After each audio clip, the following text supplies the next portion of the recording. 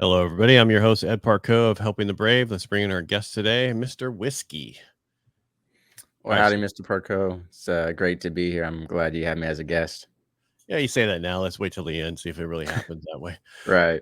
All right. So, first question is Whiskey your last name?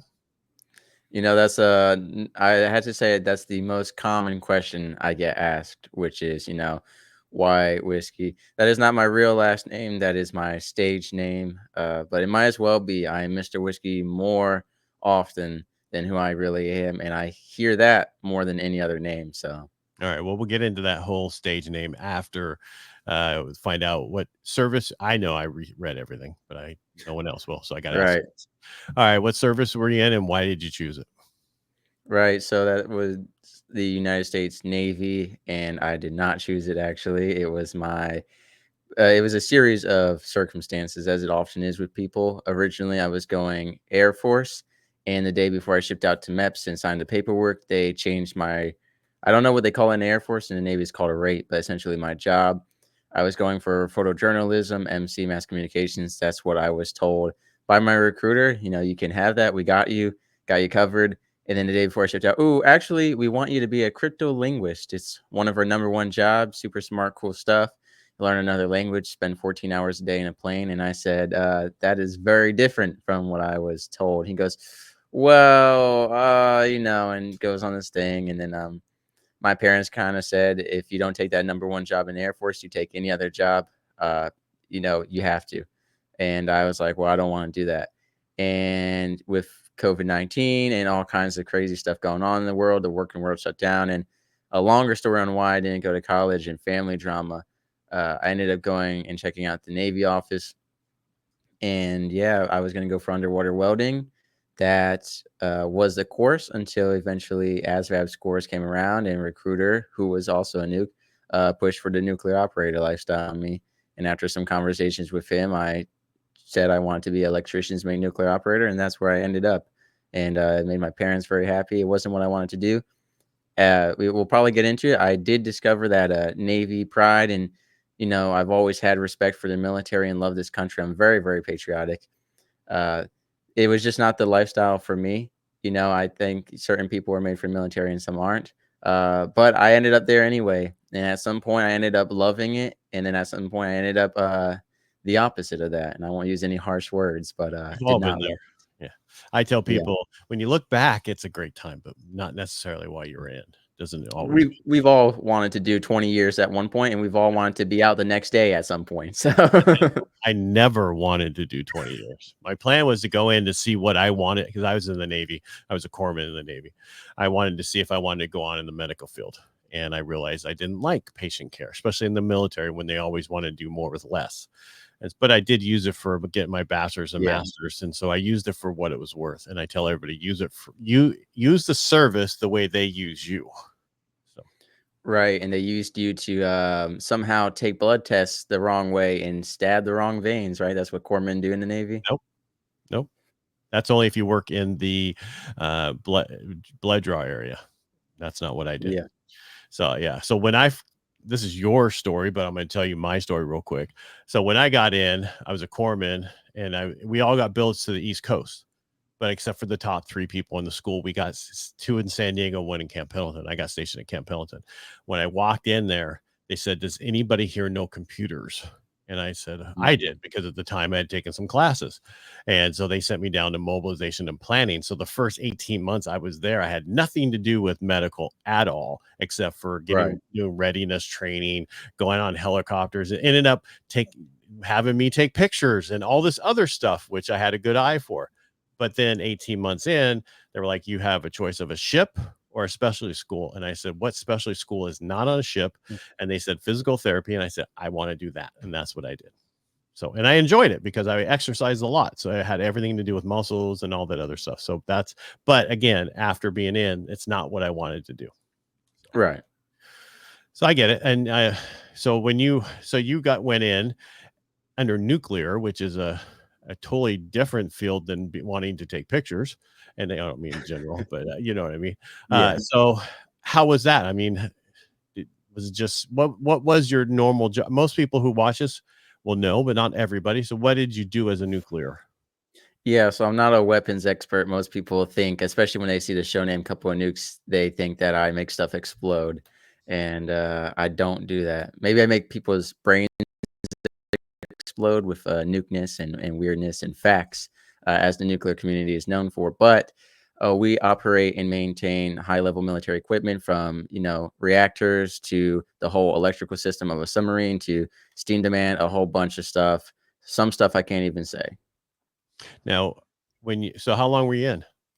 I was in for 3 years. It came down to medical issues and a choice to stay in or get out, and like you said, we're all gonna be at a point one day where, are we gonna stay in or are we gonna get out? And at some point, I already told you I wanted to do 20 years, maybe more than that. I mean, I was really loving it at one point. There were some issues that happened. I saw the way I got treated, my shipmates got treated, and to this day, I have people come on the show all the time and talk about how they got treated, and that wasn't an organization I wanted to be a part of anymore. And so when it came down, I realized that, all right, this is my life. Prior to that, it had always been I grew up in a very closed home, a very controlling home. It was always my parents' life. And then it was, Big Navy's life. And then it came down to like, well, what do I want to do? And I wanted to get out. I think there was so much more out there for me and that I could do more. I don't think I was really contributing in that environment, and I knew I could contribute better in that environment outside of the military, and helping others is what I always wanted to do. And while doing my job would allow, overall help the fleet, therefore help America, help the world, right? I wanted to help on a much more individual, personal level, as well as a larger scale and a broader audience, including internationally. So, All right. So when we're transitioning out and going through the medical, I assume it's medical, and that's how you transitioned out. Did you know at that point what you wanted to do? Did you have, I mean, just No, not curious. necessarily, right? I mean, it was that mentality as long as I'm not here.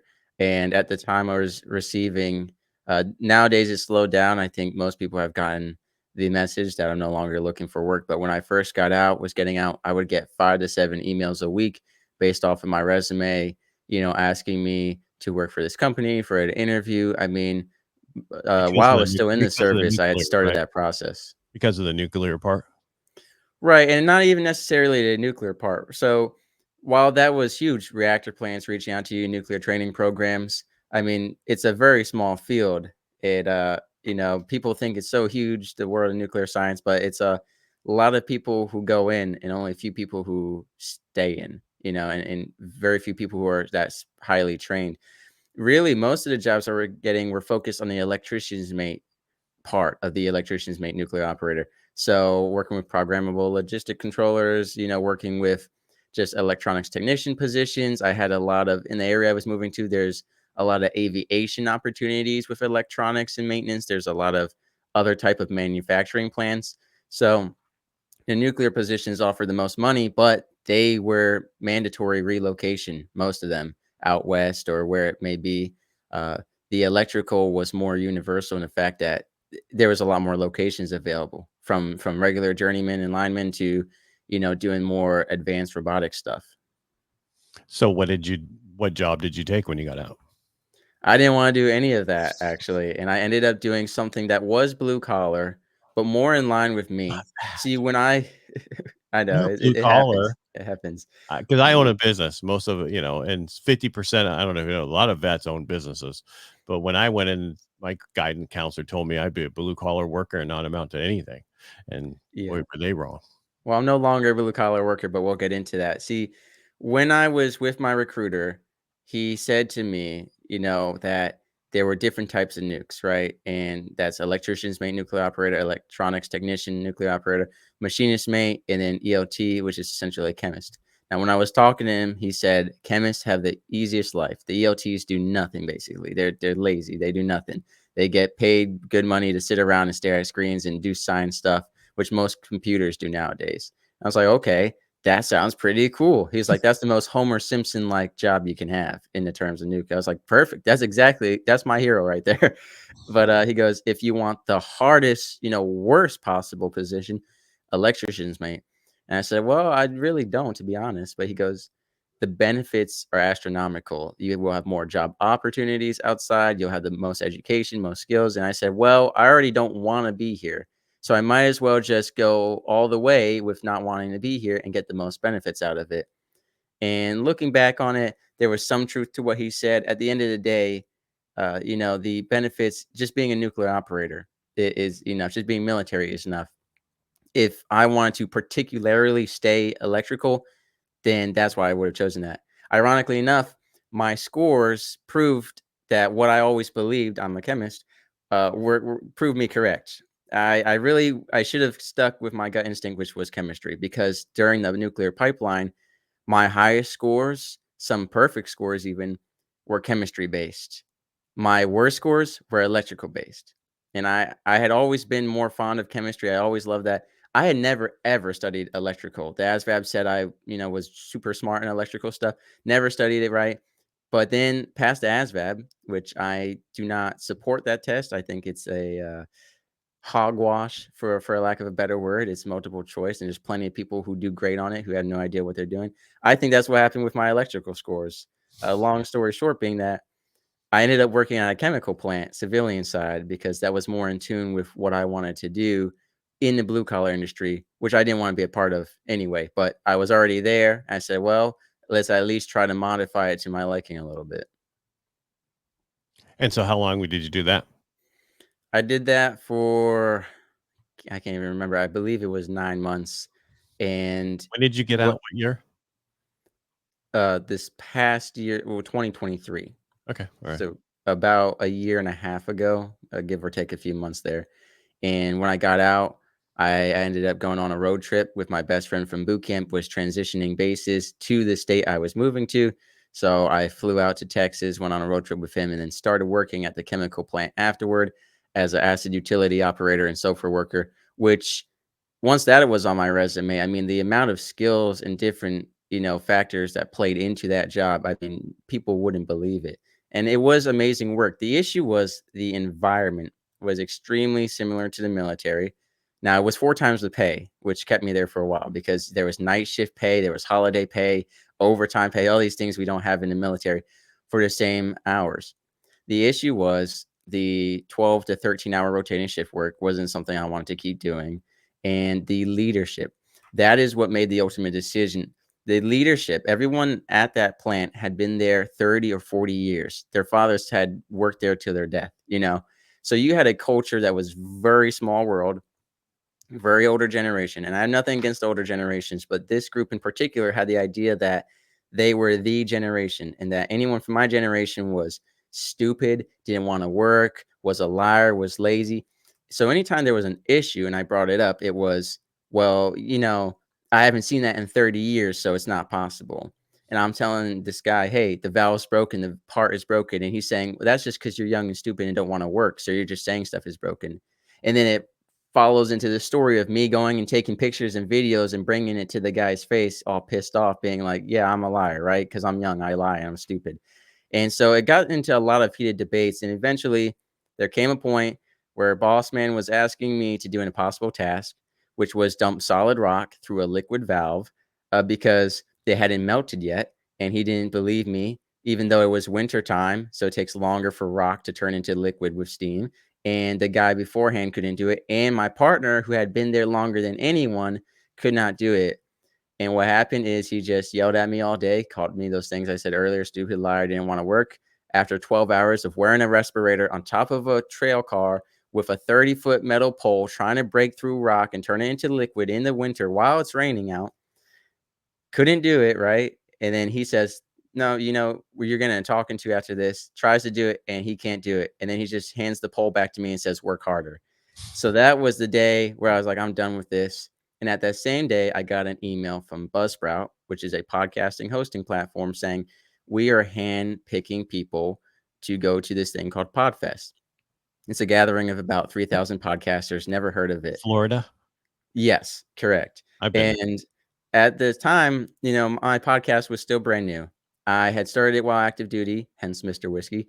And it was every few weeks I would get an episode. It was poor quality. The recording stuff sucked. The guests were just nukes that I kind of really begged to record with me and they didn't want to. And then after I got out and lost my ties to the nuclear community, which were already pretty difficult to have given our schedules and our personalities, I started interviewing military members about mental health and leadership, as well as civilian experts. And I'm a very religious person. I actually work as a preacher, and I spoke with God that day. I said, "Look, I'm leaving the blue collar industry unless you keep me there." I said, "But I got this email. They're handpicking people, right? So I have nothing to do with it." I said, "God, if this podcasting stuff is what's meant for me, my new future, then take me there." And I got an email back. I had been picked and paid for to go to Podfest, and the rest is history from there. It's been approaching 1 year now, come December, of conferences, both speaking at and attending, of podcaster cruises, of voiceover conferences, of being on shows, of having guests on my show, going from once every few weeks to every other day consistently. So it's been amazing. I'm very blessed, and to meet people like you and tons of people who have been on my show who are helping others, it's just so beautiful. Yeah, it's you need to know who your listener is, which you're not supposed to call them listeners because I'm on radio, and if you call, you get yelled at by your producer if you call them Yeah. listeners, because you need to talk to you. Because if you I say have a this, name for mine, but it doesn't work very well. Nukelings. I don't. People don't really like being called nukelings either. I just don't have a show set up where I can make a cute nickname for everyone. no, what happens is on radio when you say the listeners, they think, oh, they're talking to the person next to me, not the person that's actually doing the listening, Mm. and so they talk to you, and that's how you're supposed to. You're supposed to talk to that person as that person. So say you a lot is what they say. But I'm glad that you did. So for you and current generation, so what are you? Please don't take this wrong. 23, Around that, yeah. That 24, was pretty. Hey, on the podcasters cruise, 22, everyone called me 12, so I appreciate 22. the decade up there. Well, no, you had to be 22 or 23. Am I right on one of those? Which Yeah, is it? yeah. The reason I'm bringing this up, please, it's not an age thing. Oh, My no, you're good. son's the same age as you. All right. You guys are the next greatest generation. I don't know if you know this. So there's generational shifts. Like the first greatest generation was the D-Day people, right? The World War One and Two, Right. those people.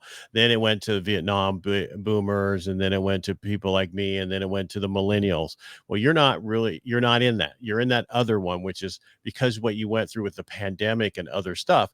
You guys are coming out to be the next greatest generation. So there's a lot of pressure on you guys to do really well. I don't know if you know that, but that's where it's at. So that just 22 and down is that supposedly that next one that's going to show us and do a lot for the world. Yeah, well, and it's biblical. It says that when the enemy comes in like a flood, the Lord will rise up a standard against them. And I think we're finally seeing for the past few years and decades, really, there's been a lot of generational blaming, just blaming the generation before or after for everything bad in the world. And I think it's getting to the point where we have to take accountability, whether it's our fault or not. We need to make a change, you know. And I get it. Shoot, I want to blame people all the time too, but and I definitely don't want to take care of other people's messes. But if I can't live and my family can't continue on, then I have to step in and do something about it.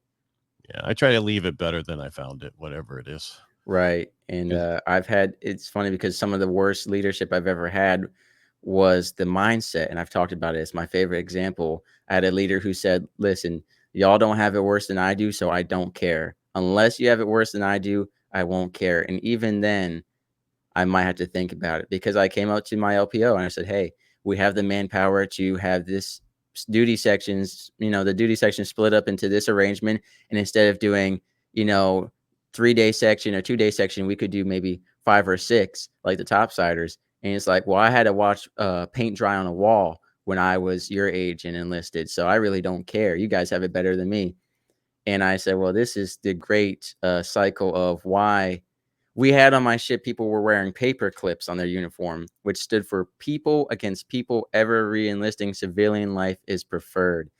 And it's because my generation is one where there is a huge retention and recruiting crisis, especially retention. And it's that example right there is one of those things. We had people on our ship who had a written list of every reason why they would not re-enlist. So Well, I mean, when I was in, I couldn't handle it because somebody who was above me was dumber than me, telling me what to do just because Right. they'd been in that rank a lot longer than Mhm. me. When I was in, you couldn't move up in my field unless somebody got out. Mm. We would take tests and we'd be waiting and waiting because people never got out. And after we're off of this, I'll tell you which people I'm talking about, because of just how that was set up.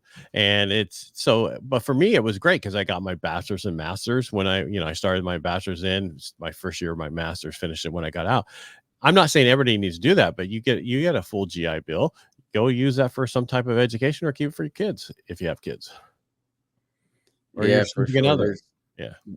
there are take advantage of the benefits for sure, and there's a lot more out there. One of the things we talked about on my show is from now on, if you're military and you haven't been doing this, look up whatever you're looking up with for veterans or military members, and you'll find differences. It could save you a lot of money and time on a lot of things. What do you And mean by that, Mr. Whiskey?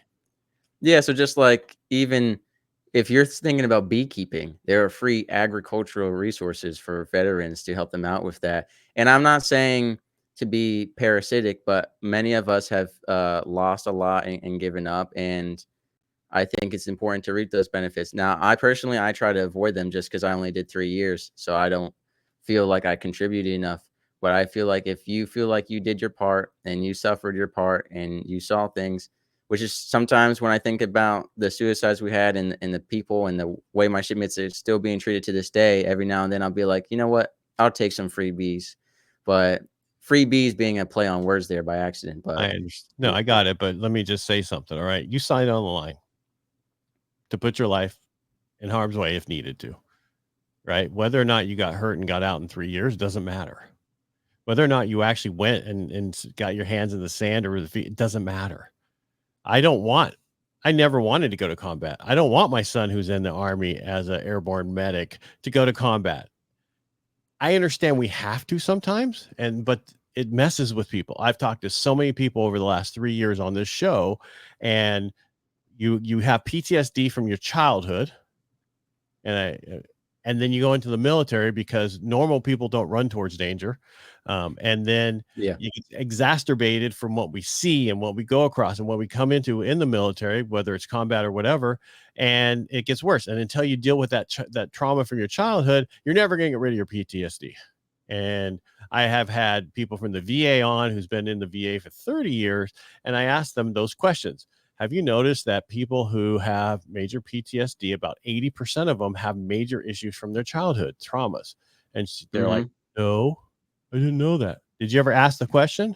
Because the VA is not there to help. The VA is someone, one lady said, the VA is there to kill you. And I can see that. But I do a lot with helping vets because I've been helped in my life and I want to give back. And I did a firewalk last year called Operation Firewalk. We did April 12th and 13th, where we had the guy that was the last person on the plane that went in the Hudson. He got everybody off. He came and spoke. Dave Sanderson. We had Dave Albin, who worked for Tony Robbins for 22 years as a fire captain. He ran the fire actual walking on coals. Did that over a 2-day period, 2 separate days for each one, and we helped a lot of vets. My goal was to help one veteran, and we helped a lot of them. We're doing it again this year, May 3rd, 2025. So if you have nothing to do, come to Modesto, California, May 3rd, 2025. Yeah, you're a bit there on the childhood trauma. We've talked about it on my show a few times how it's mostly traumatized individuals who go into the military, and then the military isn't a place that really helps you heal with that stuff. In No. fact, it's a place that is perfect at breeding stoicism and emotional suppression, making it worse because now you've got the childhood stuff coupled with whatever it may be from the military. Again, the discussion on non-combat PTSD being a huge thing that most people don't acknowledge. They just want to think of shell shock and combat zone. But I've had people come on my show talk about both, and even just civilian side, the PTSD from just domestic violence, from traumatic situations, and the first responder tales. I mean, they always leave me just in shock what some of them go through. Yeah. So I was stationed at Camp Pendleton in California, but we pulled duty as EMTs, which at that point basically were paramedics because we could do almost everything. But we would have to go on the freeway to help out with the accidents sometimes. where we were at. And so we saw tons of stuff, not only the stuff we saw on the base, but we saw a lot of other stuff. And people don't understand it doesn't, and doesn't matter whether, you sign on the line to go to war if there was a war when you join the military, period, whether you know it or not. And everybody needs to get every VA benefit that's available to them, from the VA home loan all the way to everything you possibly else you could get. You need to get it. And just because you were in a short period of time does not mean you don't get it. It's there. The money's there, whether you use it or not. It's not going to get used if you don't use it. So Yeah. and the reason I'm saying this is because you said that about 3 years, you were in 3 years and you don't feel like, no, dude, you need to go get everything you possibly can, because you said, I'm going and I'm here and this happened. Now you need to do everything you can. So, yeah. And ladies and gentlemen, if you still don't feel justified enough, calculate the pay differential between civilian life for all the hours you worked in the military, and you'll realize how much it is different. It really is such a big difference. So, well, what people don't realize today is you guys have to pay for uniforms now. You have to pay for a bunch of stuff that we technically didn't have to back then, yeah. over so many years. And it's just amazing. And don't get me started, the stuff we give to other people who come to the country for free, even though we don't take care of vets first. Yeah, or the amount of money we send to other countries, which I won't get into either on your We show, already but did. we've You talked about it can. on my show, I'm going to billions of dollars. Yeah. The problem we have is, and that's why I started getting there, the government doesn't care. I always say the best statement is Sty Stallone in Rambo, when he was asked what does he want, and he says, I want what every guy who came over here and spilled his guts for this country. I want my country to love me as much as I love it. And that's the problem right now. We've had administrations and I'm going to say I'm a Trump fan. The 4 years he was in, he was all about the military. The other administrations don't care. They don't care about it, and that's the sad part. They're They the cut first. VA workers, in fact, down like about 10,000. Well, they also don't. They cut the military down. They cut this and that, and then start wars and need all this to go back over there and use reservists. The reservists. I don't know if you had any reservists on your show, but I had interviewed a guy and he had 60 months over there as a combat vet. But I talked to a reservist who had 50 months over there as a combat vet. That's unheard of. Yeah, and I won't even get into, I've been tracking the inflation rates and then the cost of living allowance they use for, adjustment for VA benefits, and you're talking about, all right, prices went up about, 15-20%, but we're going to raise the benefits about 2%. And They yeah. average 3% constantly. They never change from that. And inflation's up 50% on most of the stuff. It's just only going up now, a little over 3%, 2 point something right now. So Yeah, I do. So when you're talking about podcasts, besides my radio show, I do another podcast called Edison, which for business owners, your greatest confidence come from your greatest defeats. I also do a daily show Monday through Friday live on LinkedIn, Facebook, and YouTube that I also upload as a podcast, which is about real estate and finance. Just a quick show in the morning that we talk about what's going on and everything else. And I tell people, if you're going to start a podcast, start a daily podcast. There was less of those than the other podcasts. And it was easy to get to number one, and be in the top 1% of a daily podcast because there's so less of them. yeah. Yeah, for sure. Yeah. But it's a lot of work. Oh, I know. Yeah, it's a lot more work than anyone could imagine. And I've had people on my show who were podcasters, and then before the episode released, they were done podcasting. And I've had people who joined to make money by the end of the month, and they realized that's not how it works. So Yeah, that's my 10-23 rule of podcasting. Most podcasts, 80% of them stop before the 10th episode. And then the other 10% is by the 23rd episode. If you get past the 23rd episode, you're golden. But oh yeah. yeah, I just came up with that rule because I started looking at all the podcasts, because I'm on Podmatch like you, and you see, okay, you want to be on this? They have 3 episodes, 10 episodes, and they're no longer around, or the 23, but then you have others with hundreds and hundreds of them. Oh yeah, and no disrespect to the short form podcasters, but I'm not impressed when you say, yeah, I have 500 episodes and they're 5 minutes each, and you're kind of looking down at me for having just a couple hundred and they're an hour and a half each. But I'm not here to diss other podcasters, but Yeah, whatever. And I tell people, whatever works for for it. If it's once yeah. a month, once a month. If it's once a week, or make sure you do it though. You say Consistently. you're going to do it, and you're going to drop it when you say you're going to drop it. Because when my Inner Edison podcast, I was in the top 1% of the world of the podcast. I took 6 months off because I got pissed off. People would not talk about their failures. People come Mm-mm. on to do that, and then they wouldn't talk about it, or they throw something little thing. And I'm like, I'm tired of this. Well, I'm still trying to build back to that volume that I had originally. And so Yeah. that's what's so important, not to stop. Yeah. Yeah, for Anyway, sure. enough about us and podcasting. What's your plan going forward? Just to be a podcaster forever? That's your goal? Well, you know what? As it says in Jeremiah, I don't have the numbers, but in the book of Jeremiah, he says, Lord, I know that our lives are not our own. It is you who dictates our walk in life, our steps. And so I am just here to serve as a vessel for God because I believe that, I have two main goals in life. One is to glorify God and bring people to him, and two, to help people, uh, which those two go hand in hand.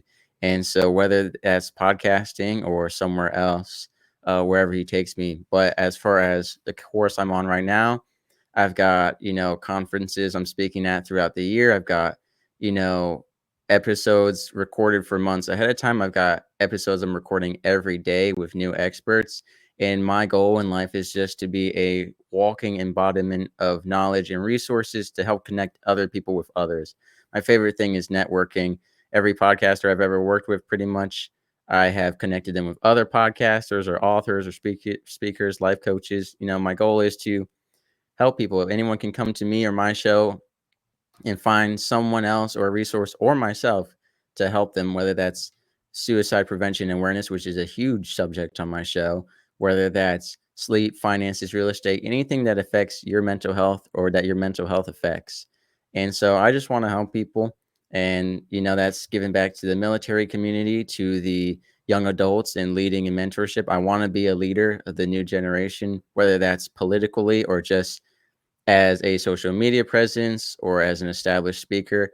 I definitely want to be a leader of some sort and ultimately create a program to help mentor young enlisted men and women in the military, where they're not reliant on these people who are picked to be a financial counselor or a career counselor, and they're already a petty officer or sergeant with 5 other roles. I always talk about how they just pick people to do these other tasks that aren't in their resume, that they're not really qualified for, and then they don't really care about you, especially when it comes to the separation process. But even before that point, helping those young men and women with everything they can.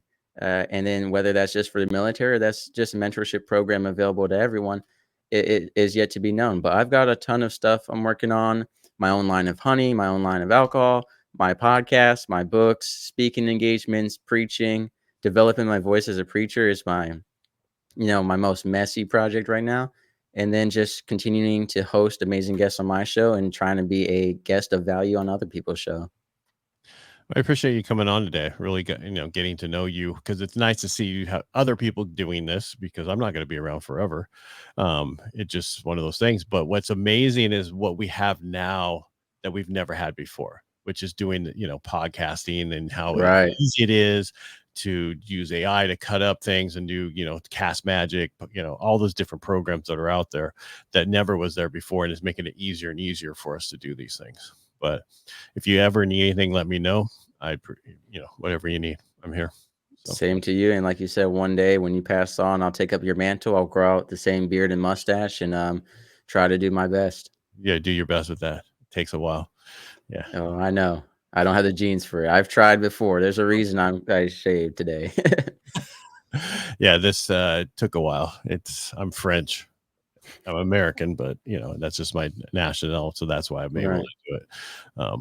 But my son, who I adopted him through, and my wife's 3 kids, and he's part Asian, and he can't grow anything. So I understand that whole thing. It's not easy, but it's funny because my kids never saw me without my goatee their whole life, Mm, except when I had a deviated septum. I had to get it repaired, and I had to shave everything, and they were like, they had no idea who I was. yeah, for sure. Anyway. All right. Thanks for coming on the show, Mr. Whiskey. And people can find you. Yeah, if you just look up couple of nukes in your internet browser, especially on Google, the website's like the third list there with my show and everything else about me right on top of it. So, couple of nukes or Mr. Whiskey, you can email me couple of nukes, that's OF, couple of nukes at gmail.com if you're interested in being on the show and having me cover a specific subject or you just want to connect. And I'm always available for anyone who is feeling suicidal. I can connect you with experts or be there for you myself. So, Again, thank you so much for being on the show today. Really appreciate you being here. And all his information will be in the show notes.